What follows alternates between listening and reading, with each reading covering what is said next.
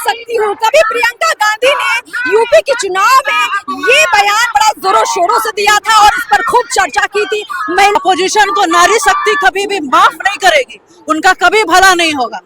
पर अपोजिशन के ये दुशासन जो बैठे हैं हमारे अपोजिशन में, समाजवादी पार्टी के अखिलेश यादव, तेजस्वी यादव और ये जो कलयुग के जो राक्षस बन के बैठे हैं राहुल गांधी, प्रश्न करें, अगर ये बिल पास हो जाता तो क्या फायदा मिलता? बिल पास हो जाता हम लोग का विधानसभा लोकसभा सीट आगे बढ़ती, महिला को बढ़ने का आगे का मौका मिलता। मैं लड़की हूँ, लड़ सकती हूँ। कभी प्रियंका गांधी ने यूपी के चुनाव में ये बयान बड़ा जोरों शोरों से दिया था और इस पर खूब चर्चा की थी। महिलाओं की शक्ति ताकत की बात की थी, लेकिन गजब की बात है विपक्ष ने ही महिलाओं की उस ताकत को संसद के अंदर, सदन के अंदर दबाने का काम किया। नारी शक्ति वंदन अधिनियम विधेयक को जिस तरीके से खारिज किया गया, जिस तरीके से उस बिल के विरोध में विपक्ष ने, राहुल गांधी ने, टीएमसी ने वोट डाले, आज महिलाओं का उनका हक नहीं मिल पाया है। इससे ये भी साबित होता है कि कहते हैं ना कि जो आप बोल रहे हैं धरातल पर उस पर कितना काम कर रहे हैं, ये वक्त ही बताता है। और आज वही वक्त आ गया है, क्योंकि मेरे ठीक पीछे आप देख पाएंगे महिलाएं इसलिए सड़कों पर है क्योंकि इस बार सरकार ने नहीं बल्कि विपक्ष ने उनके खिलाफ षड्यंत्र रचा है। नमस्कार, मैं अर्पिता। मेरे ठीक पीछे की तस्वीर राजधानी पटना की है और ये तस्वीर बताती है कि महिलाएं चाहे बिहार की हो या बंगाल की, महिलाएं चाहे यूपी की हो या कहीं और की, महिलाएं विरोध कर रही हैं। इसलिए कर रही हैं क्योंकि इंतजार इन्हें लंबे वक्त से था कि इन्हें आरक्षण मिलेगा और सदन में इनकी एक भागीदारी बढ़ेगी। आप लोग दूर दूर से आई हैं, बिहार की महिलाएं हैं, क्या लगता है गुस्सा किसके प्रति है, क्या कहना चाहोगे? हम महिलाओं के अधिकार का हनन हुआ है, इसी के विरोध में हम लोग सारी महिला लोग आक्रोश मार्च किया। हमारी मांग का हनन हुआ है, हमारे अधिकार का हनन हुआ है, इसी के विरोध में हम सब महिला लोग आक्रोश रैली निकाले हैं। अगर ये बिल पास हो जाता तो आप लोग सदन के अंदर आसानी से पहुंच पाती, क्या लगता है जी? अगर ये बिल पास होता तो आप लोगों को क्या फायदा मिलता? अच्छा होता ना बिल पास होता, तो बिल पास ही नहीं करने दिया इन्होंने। क्या कहेंगी मैम? अगर ये बिल पास होता तो आप लोग सदन के अंदर आसानी से जा पाती, अब क्या दिक्कत होगी? लगभग आधी आबादी का हक खाया है हमारे अपोजिशन के पार्टियों ने। इतनी गर्मी में सारी आम कार्यकर्ता, आम महिला अपने घर का सारा काम करके यहाँ पे अपने हक की लड़ाई लड़ रहे हैं। आप देख सकती है इतने धूप में अपोजिशन को नारी शक्ति कभी भी माफ नहीं करेगी, उनका कभी भला नहीं होगा। अभी बड़ी संख्या में महिलाएं सदन के अंदर हैं, लेकिन अगर ये बिल पास होता तो क्या तस्वीर बदलती?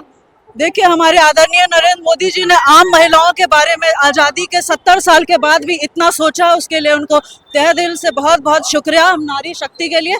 पर अपोजिशन के ये दुशासन जो बैठे हैं हमारे अपोजिशन में, समाजवादी पार्टी के अखिलेश यादव, तेजस्वी यादव और ये जो कलयुग के जो राक्षस बन के बैठे हैं राहुल गांधी, ये हमारी नारी शक्ति का हक खा के, हक मार के खुद जगह जगह पे मठाधीश बने बैठे रहना चाहते हैं। नारी अपना अपमान आप देख सकती हैं, भारी तादाद में ये अपना हक लेके रहेंगे और ये लड़ाई अभी शुरू हुई है। जब तक ये लड़ाई की आगाज है, जब तक अपना हक नहीं लेंगे हम अपोजिशन को नहीं छोड़ेंगे।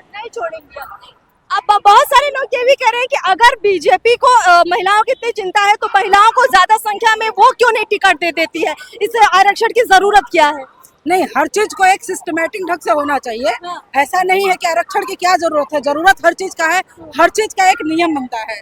तो जब तक आप उस नियम के का फॉलो नहीं करते हैं, कोई भी काम आपको जो है सहजता से सफलतापूर्वक नहीं हो पाता है। और इसीलिए महिलाओं को यह आरक्षण 33% का जरूरी है, अनिवार्य है। जबकि प्रियंका गांधी खुद एक औरत है, फिर भी वो एक नारी के विपक्ष में इस तरह से कैसे कर दी? ममता बनर्जी खुद एक औरत है। ये तो पार्टी विशेष बात ही नहीं है, ये तो नारियों के सम्मान के बारे में बात है। जी धन्यवाद। अभी बहुत सारी महिलाएं जो प्रदर्शन कर रही हैं, अगर ये बिल पास हो जाता तो क्या फायदा मिलता आपको? बिल पास होता तो हम लोग का विधानसभा और लोकसभा सीट आगे बढ़ती, महिला को भी बढ़ने का आगे का मौका मिलता। और नरेंद्र मोदी कोई भी महिला के लिए सोच रहे कि वो सीट को आगे बढ़ाए, महिला को जागरूक करे। हम नरेंद्र मोदी की बात बहुत सहमत है कि उन्होंने इस चीज को बहुत आगे करने की कोशिश की, लेकिन राहुल गांधी सदन ने इस बात को पास नहीं होने दिया। इसीलिए हम सब शक्ति नारी महिला रोड पर के प्रदर्शन कर रहे हैं। अभी आप लोगों को क्या लगता है, कुछ उम्मीद बची है कि दोबारा से ये विधेयक आएगा? कहीं ना कहीं कुछ तो उम्मीद बची हुई है। जब हम लोग प्रदर्शन तक कहीं ना कहीं होना चाहिए।